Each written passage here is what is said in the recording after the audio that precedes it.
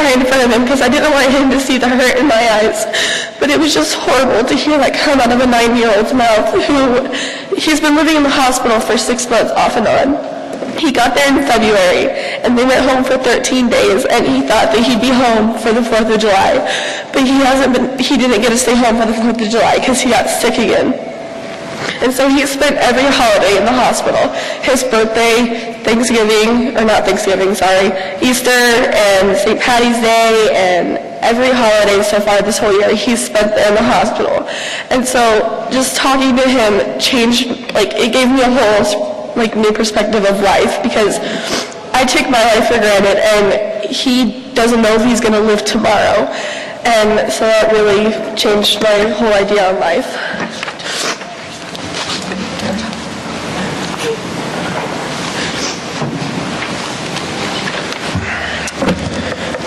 On Wednesday, as you know, we went to the Ronald McDonald House, and I was in charge of cooking the spaghetti.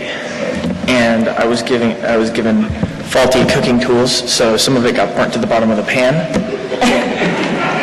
And other parts of it didn't even get cooked, so I had to go through and cook that again. But after we got done with that mess, I got to sit down with a lady named Laura, and she was pregnant, and she had 2 twins. And each of them had heart dysfunctions. So she had to stay in the Ronald McDonald House so she could get to the hospital as quickly as possible. And then later in the day we went to the basement and we started organizing the basement. And they had a huge basement and it was a new facility.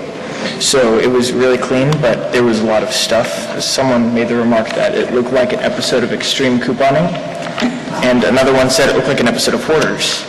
So they had a lot of products, and none of the people that lived in the house were allowed down there. They had to talk to an employee of the facility, and then they would go down to the basement and get it for them. And I actually saw that happen because I was with the lady that was helping us named Mary. She was really devoted to that house because she had been working there for, I can't remember how long. 12, 13 years, I think.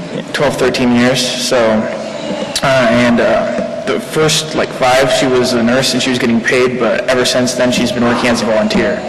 But there was this lady that was in room 3B, and she was talking about the Girl Scout cookies in the lobby. So she said, I really wish you guys had some Thin Mints. She was like, I could check that for you if we have any in the basement. And they had a huge line of Thin Mints Girl Scout cookies. So she got 4 boxes and took it up to her room. So it was really nice to see how much thought they put into letting the people feel like they're at home and that they're cared for.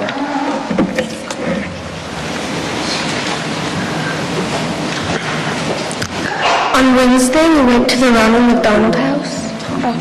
I'm Belle Hagan, and on Wednesday, we went to the Ronald McDonald House. And one of the things we did was organize the basement. And it's amazing how everything there in the building is donated by the communities. They don't buy anything if they don't have to.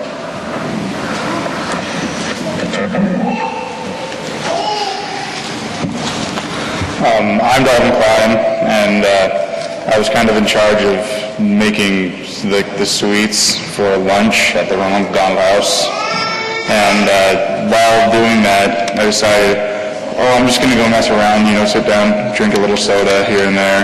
And right after I got back from just not doing anything, I saw this man with his wife sitting down at a table. And I thought, they're probably volunteers. They're making lunch for the people at the hospital, or the house rather. And he saw me, and he looked at me, offered me some pancakes. I'm just like, no, I gotta go do work right now. Pancakes sound good, but can't. And he's just like, oh, no worries, I'll just hide them in the microwave for you. And I realized after getting everything done and just sitting down talking with the table of the kids, I realized, this guy got me pancakes. I should probably go eat them. I saw my grandma sitting with them, and I was wondering, like, why she was so sad. I went over there and found out their names are Julian Sr. and Krista. They have a little baby, Julian Jr., in the hospital.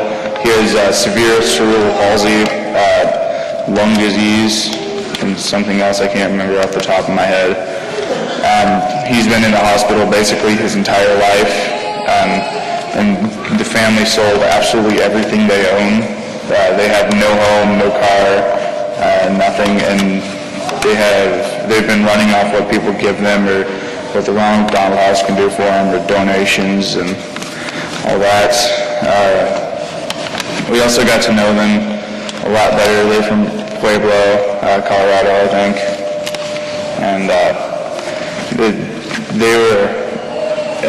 the doctors told them at least 5 times that if the baby gets sick, just let him die and give up on him.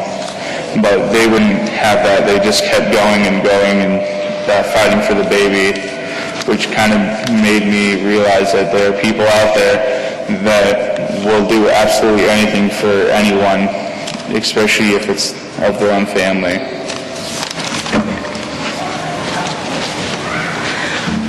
I might add, this Ronald McDonald House, they charge $20 a night for the parents or the patients to stay there, but that's only if they can afford it. Because other people maybe will donate more, which makes up for those that can't afford it. All the meals they can have there, people donate. Everything is donated. There's only one employed staff in that entire Ronald McDonald House. Everybody else is a volunteer. And Mary told us it's groups like ours that come in and do things to make this continue. Even the flowers that were sitting there were donated. The couches, the chairs, everything is donated. It's just totally amazing. Doug and I sat with a family that they had a 17-year-old daughter there. She was anorexic. She got down to 60 pounds, and she's 17. And she almost lost her life. And she's taken training now to try to eat and to keep the food down. And we don't know how lucky we are. They were from Illinois. And the dad said he was so thankful that his boss had given him 2 weeks off so he could spend at least 2 weeks with his daughter. We realized then we have nothing to complain about. Absolutely nothing. On to Thursday. We have one thing we need to report. We only had one casualty the whole week. Oh yeah, we only had one casualty the whole week, and it happened that day.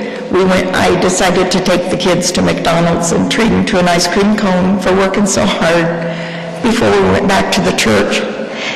Kennedy stepped off of the curb and sprained her ankle, and so we took her back.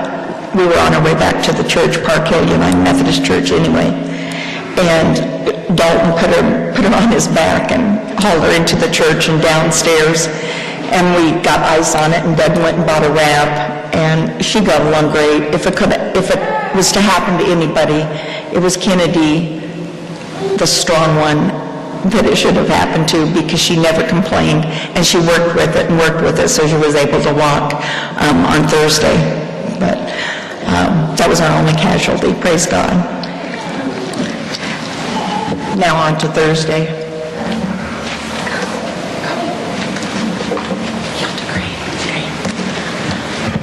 On Thursday, we went to the candy factory and they were showing us how to make candy, and then we went to the candy shop, and then we got some candy, and then